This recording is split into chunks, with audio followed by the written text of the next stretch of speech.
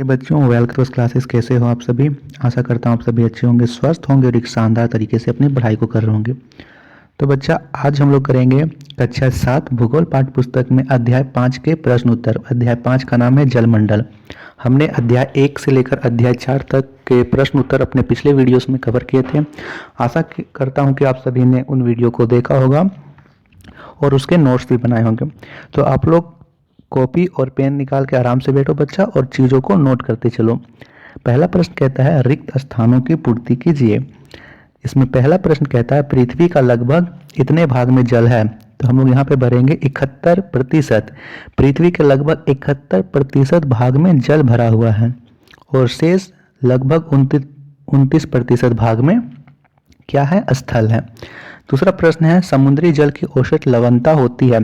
तो समुद्री जल की औसत लवणता 35 भाग प्रति ग्राम होती है। तीसरा प्रश्न है महासागरीय जल में मुख्यतः गतियां होती है। तो महासागरीय जल में मुख्यतः 3 प्रकार की गतियां होती है। आगे प्रश्न भी है, उन 3 प्रकार की गतियों के नाम लिखे। तो उसमें मैं विस्तार से बताऊंगा कि 3 प्रकार की गतियां कौन कौन सी होती है।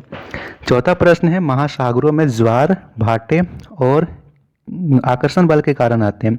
तो महासागरों में ज्वार और भाटे सूर्य और चंद्रमा के आकर्षण बल के कारण आते हैं। ज्वार भाटा क्या होता है? समुद्र के जल का ऊपर उठना और नीचे जाना क्या होगा? ज्वार और भाटा होगा। जब चंद्रमा और सूर्य अपना गुरुत्वाकर्षण बल लगाते हैं तो समुद्र का जल ऊपर उठ जाता है, उसे बोलते हैं ज्वार।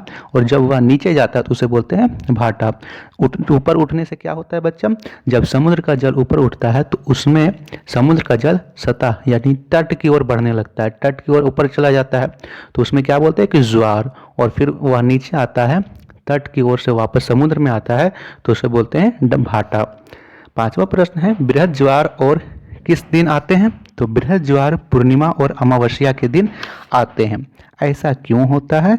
ऐसा इसलिए होता है क्योंकि पूर्णिमा और अमावस्या के दिन सूर्य, चंद्रमा और पृथ्वी एक ही सिद्ध में होते हैं। इस समय सूर्य और चंद्रमा की गुरुत्वाकर्षण शक्ति एक साथ काम करती है जिससे बृहद ज्वार आते हैं।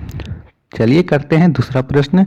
दूसरा प्रश्न कहता है सही उत्तर लिखें। हमें सही उत्तर लिखना है। पहला है लेब्राडोर धारा ठंडी धारा का उदाहरण है। तो देखिए यहाँ पे लेब्राडोर एक कुत्ता के भी परिचित आती है और एक ठंडी धारा का भी नाम है ना। तो ये बात बिल्कुल सही है कि लेब्राडोर ठंडी धारा का उदाहरण है। दूसरा है कि पृथ्वी पर उपलब्ध कुल जल राशि का 2.7% स्वच्छ जल है। तो ये बात बिल्कुल सही है। यदि हम पृथ्वी का कुल भाग में देखें तो यह लगभग 71% भाग में जल है। उसमें से 97.3% भाग महासागरों में स्थित है और जो जल महासागरों में स्थित है वह पीने योग्य नहीं है। क्यों नहीं है? क्योंकि उसमें लवण की मात्रा है, उसे हम डायरेक्ट नहीं पी सकते हैं। और शेष 2.7% जल ही स्वच्छ है जो नदी, कुओं, तालाबों, भूमिगत जलों और कुछ जलवाष्प के रूप में स्थित है। तीसरा प्रश्न कहता है सुनामी महासागरों में प्रभावित होने वाली गर्म जलधारा है। तो ये गलत है कि सुनामी कोई जलधारा नहीं है, सुनामी एक तरंग है ना, जो महासागरों पर उठती है कुछ आंतरिक कारणों के कारण। ठीक है, तो ये गलत है कि सुनामी एक गर्म जलधारा है। चौथा प्रश्न कहता है महासागरीय जल का तट की ओर ऊपर उठना ज्वार कहलाता है। तो यह बात हमने अभी देखा कि महासागरों का जल जब तट की ओर बढ़ने लगता है तो उसे हम लोग क्या कहते हैं? उसे ज्वार कहते हैं। और यह किसके कारण होता है? सूर्य और चंद्रमा की आकर्षण शक्ति के कारण। ठीक है बच्चों। पांचवा प्रश्न कहता है अल नीनो महासागर में स्थित एक पर्वत का नाम है। देखिए, हम इस पाठ में कोई पर्वत के बारे में तो नहीं पढ़ रहे हैं, हम लोग इस पाठ में जलमंडल के बारे में पढ़ रहे हैं। तो यहाँ तो पर्वत का नाम, ये तो गलत है। और एक बात, अल नीनो जो है बच्चा वो गर्म जलधारा का नाम है, कोई पर्वत का नाम नहीं है। तो आशा करता हूँ कि आपने इन चीज़ों को नोट किया होगा। बच्चों, आपको किसी भी प्रश्न में डाउट हो तो आप अपने डाउट्स कमेंट में लिख देना और आशा करूँगा कि आप लोग को ये वीडियो पसंद आ रही हो, आप लोगों को अच्छा लग रहा हो तो भारतोष क्लासेस को सब्सक्राइब जरूर करना। तीसरा प्रश्न करते हैं, निम्नलिखित प्रश्नों के उत्तर एक वाक्य में दें। इसमें पहला कहता है जल चक्र क्या है, तो हम लोग आराम से देखेंगे। पहले हम लोग करते हैं जल चक्र को। तो जल चक्र को समझिए, पृथ्वी पर उपस्थित जल का प्रवाह महासागर, वायुमंडल एवं स्थल के बीच लगातार होता रहता है, इसे ही जल चक्र कहते हैं। किस प्रकार देखिए, यहाँ महासागर में जल उपस्थित है, सूर्य की किरणों के द्वारा महासागरों का जल गर्म होकर जलवाष्प में बदलता है और फिर यह वापस जाकर बादल में बदल जाता है। बादल संघनित होकर ठंडा होकर फिर से वर्षा कराता है। वर्षा कराने से यह स्थल में आता है, वापस से स्थल में यह नदियों के द्वारा बहकर महासागर में जाता है। और जो यह क्रिया चलते रहती है उसे ही जल चक्र कहते हैं। समझ में आई बात? चलिए, दूसरा है लवणता से आप क्या समझते हैं, तो इसमें लिखेंगे प्रति 1000 ग्राम जल की मात्रा में उपलब्ध लवण की मात्रा को लवणता कहते हैं। लवण क्या होता है बच्चा? लवण सीधा समझो आप लोग नमक, कि प्रति 1000 ग्राम जल में कितना नमक है उसे उस जल की लवणता कहते हैं। ठीक है, चलिए करते हैं तीसरा प्रश्न। तीसरा प्रश्न कहता है महासागरीय जल की विभिन्न गतियों के नाम लिखिए। तो हमने देखा था पहला प्रश्न में कि महासागरीय जल की 3 गतियां होती है। हम लोग लिखेंगे, पहले तो होता है तरंग, दूसरा होता है ज्वार भाटा और तीसरा होता है महासागरीय धारा। ठीक है, तरंग, ज्वार भाटा और महासागरीय धारा, ये आप लोग नोट कर लो। अगला प्रश्न कहता है, चौथा प्रश्न, पृथ्वी से चंद्रमा की अधिकतम और न्यूनतम दूरी कितनी है? तो लिखेंगे पृथ्वी से चंद्रमा की अधिकतम दूरी 4,07,000 किलोमीटर और न्यूनतम दूरी 3,56,000 किलोमीटर है। बच्चों यहाँ पे आप लोग ध्यान दीजिए कि यह दूरी कम और अधिक क्यों होती है। आप लोग जैसे यह पृथ्वी है और पृथ्वी का उपग्रह एकमात्र प्राकृतिक उपग्रह चंद्रमा होता है। चंद्रमा पृथ्वी के दीर्घ वृत्ताकार में चक्कर लगाता है।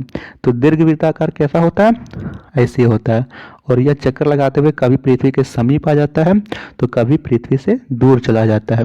तो जब समीप आता है, यदि उस समय इसकी हम लोग दूरी नापें तो यह कितना होता है? 3,56,000, और अधिकतम नापे तो 4,70,000 होता है, सॉरी 4,07,000 होता है। तो चलिए करते हैं इसके बाद पांचवा प्रश्न। पांचवा प्रश्न कहता है भारत का कौन सा बंदरगाह उच्च ज्वार पर आश्रित है?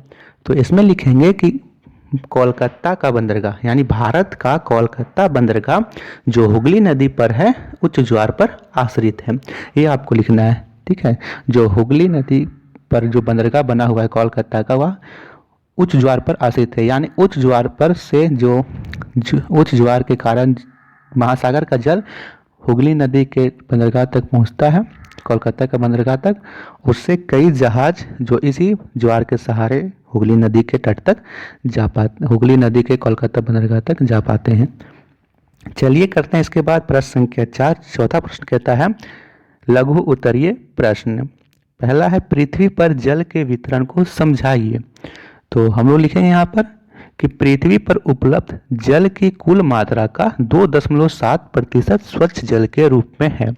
ठीक है, जल का 97.3% भाग लवणीय जल के रूप में महासागर में है। महाद्वीपीय जल में भी 2% अंटार्कटिका एवं अन्य ऊंचे पर्वतों पर हिमनद के रूप में है। शेष 1% जल ही नदी, भूमिगत जल, तालाब में उपलब्ध है जो मनुष्य, पादप एवं अन्य जीवों के उपयोग में आता है। देखिए बच्चों, आप लोग वीडियो को देख रहे हो तो एक भी चीज़ आपको ऐसा नहीं होगा जो आपको याद करना पड़े। मैं इतनी बार उस चीज़ को बोलूँगा कि आपको उस चीज़ सुन के याद हो जाएगा। मैंने ये चीज़ आपको कम से कम 2-3 बार अभी पढ़ाई होगी कि 97.3% भाग लवण और महासागरों में स्थित है और 2.7% किसमें है? स्वच्छ जल के रूप में अवस्थित है। तो आपको इन्हीं चीज़ों से जोड़ कर लिखना है। ठीक है, तो आपको किसी भी प्रश्न में डाउट नहीं रहेगा। अब देखिए अगला प्रश्न कहता है समुद्री तरंगें क्या है, यह किस प्रकार उत्पन्न होती है? तो लिखेंगे महासागर सतह पर जल लगातार उठता है और गिरता है, इसे तरंग कहते हैं। ठीक है, जो समुद्र का जल ऊपर उठेगा और नीचे गिरेगा उसे क्या बोलेंगे? तरंग कहते हैं, वेव्स। तरंगे सागरीय जल की सतह पर पवन के घर्षण के द्वारा उत्पन्न होती है। इन तरंगों की उत्पत्ति तेज पवन चलने, भूकंप, ज्वालामुखी या भूस्खलन के कारण हो सकती है। प्रश्न संख्या तीसरा है, सुनामी से आप क्या समझते हैं? तो सुनामी के बारे में लिखेंगे कि अंग्रेजी का शब्द सुनामी जापान के दो शब्दों TSU और NAMI से मिलकर बना है। जो जापान में है सुनामी उसे TSU NAMI जापान, ठीक है, जापान जिसे उगते सूर्य का देश कहा जाता है। जापान एक द्वीपीय देश है। जब आप लोग देखोगे तो वहाँ पे सुनामी अधिक आते हैं। तो सुनामी शब्द की उत्पत्ति जापानी शब्द से हुआ है और सुनामी का अर्थ होता है समुद्र तट की ओर बढ़ते लहरें। जब लहरें समुद्र तट की ओर बहने लगती है तो उसे सुनामी का नाम दिया जाता है। सुनामी किसी भी कारण आ सकती है, चाहे वो भूकंप हो, भूस्खलन हो, ज्वालामुखी विस्फोट हो। ठीक है बच्चों, तो करते हैं चौथा प्रश्न। चौथा प्रश्न है, ज्वार भाटा क्या है, ये कैसे उत्पन्न होते हैं? तो लिखेंगे इसके उत्तर में, महासागरीय जल का ऊपर उठना और गिरना ज्वार भाटा कहलाता है। जब सागरीय जल ऊपर उठकर तट की ओर आगे बढ़ता है तो उसे ज्वार कहते हैं, तथा सागरीय जल का नीचे गिरने और तट से दूर जाने को भाटा कहते हैं। सूर्य और चंद्रमा के शक्तिशाली गुरुत्वाकर्षण बल के कारण महासागरों में ज्वार भाटा आते हैं। इसीलिए कहा जाता है कि पूर्णिमा और अमावस्या के दिन समुद्र तट पर नहीं जाना चाहिए। क्यों नहीं जाना चाहिए? क्योंकि उस समय हो सकता है कि ज्वार आ जाए और ज्वार आने पर समुद्र का जल तट की ओर बढ़ेगा और बढ़ने पर क्या होगा? नुकसान होगा। इसीलिए बोलते हैं कि आप समुद्र में घूमने जाओ, आपका प्लानिंग हो कि चलो समुद्र तट को देखने चलते हैं, तो आप भूल कर भी पूर्णिमा और अमावस्या के दिन नहीं जाओ। ठीक है, ये बात आपको ध्यान रखनी है। पांचवा प्रश्न कहते हैं, बृहद ज्वार और लघु ज्वार में अंतर स्पष्ट कीजिए। तो लिखेंगे, पूर्णिमा और अमावस्या के दिन सूर्य और चंद्रमा एक ही सिध में होते हैं। दोनों की आकर्षण शक्ति एक साथ मिलकर काम करती है। इस समय सबसे ऊंचे ज्वार उत्पन्न होते हैं। इस ज्वार को बृहद ज्वार कहते हैं। और लिखेंगे लघु ज्वार में कि प्रत्येक महीने के कृष्ण पक्ष और शुक्ल पक्ष की अष्टमी को सूर्य, चंद्रमा और पृथ्वी मिलकर समकोण बनाते हैं। इस समय सूर्य और चंद्रमा के आकर्षण बल एक दूसरे के विपरीत कार्य करते हैं और इस समय लघु ज्वार आते हैं। ठीक है, करते हैं इसके बाद पांचवा प्रश्न। तो पांचवा प्रश्न में हमें अंतर बतलाना है। पहला दे रखा है, उष्ण गर्म महासागरीय धाराएं और शीत ठंडी महासागरीय धाराएं में क्या अंतर है। और दूसरा प्रश्न है, बृहद ज्वार और लघु ज्वार में क्या अंतर है। तो एक एक करके हम लोग देखते हैं। सबसे पहले करेंगे पहला। तो आपको इस प्रकार से लाइन खींच लेना है दोनों के बीच और सबसे पहले लिखना है गर्म महासागरीय धाराएं में। तो इसमें लिखेंगे, गर्म जलधारा भूमध्य रेखा के निकट उत्पन्न होती है तथा ध्रुवों की ओर प्रवाहित होती है। हम लोग इसमें लिखेंगे। फिर लिखेंगे ठंडी महासागर धाराएं में कि ठंडी जलधारा ध्रुवों या उच्च अक्षांशों से भूमध्य रेखा की ओर प्रवाहित होती है। फिर गर्म महासागरीय धाराओं में लिखोगे कि गल्फ स्ट्रीम, ब्राजील धारा, उत्तरी अटलांटिक आदि गर्म जलधाराएं हैं। और इसमें लिखेंगे कि कैलिफोर्निया धारा, लेब्राडोर धारा, फॉकलैंड धारा आदि ठंडी जलधाराएं हैं। ठीक है, आप लोग अल-नीनो अभी आपको बतलाना है कमेंट में, जल्दी से बताओ कि अल-नीनो किस प्रकार की जलधारा है। मैंने बतलाया है कि अल-नीनो किस प्रकार की जलधारा है, जल्दी से कमेंट में बता दो। देखते हैं कितने बच्चे कमेंट्स में बताते हैं। दूसरा है कि बृहद ज्वार और लघु ज्वार में क्या अंतर है। तो लिखेंगे कि प्रत्येक चंद्रमास के शुक्ल पक्ष और कृष्ण पक्ष की सप्तमी अष्टमी तिथि को उत्पन्न होने वाले ज्वार को ज्वार जो सामान्य ज्वार से कम ऊंचे होते हैं या लघु ज्वार कहलाते हैं। पहले लघु ज्वार के बारे में लिखेंगे, फिर लिखेंगे बृहद ज्वार। तो बृहद ज्वार हमने कई बार पढ़ा है कि पूर्णिमा और अमावस्या के दिन सूर्य, चंद्रमा और पृथ्वी की सीध में होते हैं। तो उस स्थिति में बृहद ज्वार यानी कि समुद्र का जल अधिक ऊंचाई तक उठ जाता है और वह अधिक तट के अंदर चला जाता है। ठीक है, करते हैं इसके बाद प्रश्न संख्या 6। तो प्रश्न संख्या 6 में हमें कारण बतलाना है। पहला कारण बतलाना है कि किनारों पर समुद्री तरंगों का प्रभाव अधिक होता है। ये बात आप खुद से सोचो, एक बार सोच के देखो कि समुद्र तरंगों का प्रभाव सबसे अधिक कहाँ होगा। समुद्र तरंगों का प्रभाव सबसे अधिक समुद्र के किनारों पर होगा। क्यों होगा? जब समुद्री तरंग किसी प्रकार से समुद्री तरंगे किसी प्रकार से ऊपर उठेगी या तटों की ओर बढ़ेगी तो सबसे पहले उसका प्रभाव तो किनारों पर ही होगा, समुद्री किनारों पर। ठीक है, तो यही उत्तर में हम लोग लिखेंगे कि किनारों पर समुद्री तरंगों का प्रभाव अधिक होता है, क्योंकि समुद्र का जल समुद्री तरंगों के कारण तट से ऊपर उठने लगता है। ठीक है, दूसरा प्रश्न है कि अनेक देशों में पानी की समस्या है। तो इसके उत्तर में हम लोग क्या लिखेंगे? अनेक देशों में पानी की समस्या क्यों है? लगभग, जबकि पृथ्वी का 71% भाग जल से भरा हुआ है। तो आप लोग इसका उत्तर में क्या लिखोगे? अभी तक मैंने जितना पढ़ाया है उसके अनुसार आप लोग इसके उत्तर में क्या लिखोगे? मैं आपको समझा देता हूँ, आप लोग लिख लेना, है ना। और कहीं डाउट होगा, नहीं समझ में आएगा बच्चा, तो फिर आप लोग बता देना, मैं अलग से वीडियो बना दूंगा इसके लिए। पहले आप लोग सुन लो कि मैं बता क्या रहा हूँ। मैं वो इसका उत्तर बताऊंगा कि अनेक देश, हम लोग जानते हैं कि पृथ्वी का लगभग 71% भाग जल से ढका है, परंतु इसका केवल 2.7% भाग ही स्वच्छ जल के रूप में है, जिसमें से भी जो है इसका लगभग 1.5% कहाँ है? ये अंटार्कटिका और ग्लेशियर के रूप में स्थित है। शेष 1% भाग ही स्वच्छ जल जो कुओं, तालाबों, जलवाष्प के रूप में अवस्थित है। इस प्रकार अनेक देशों में पानी की समस्या है। दूसरा क्या लिखोगे कि बढ़ती हुई जनसंख्या भी इसका एक प्रमुख कारण है। तीसरा क्या लिखोगे इसमें पहला तो लिखोगे जल का वितरण असमान है। दूसरा लिखोगे कि जो महासागर में जल का अत्यधिक भाग अवस्थित है, हम उसे सीधा प्रयोग नहीं कर सकते हैं।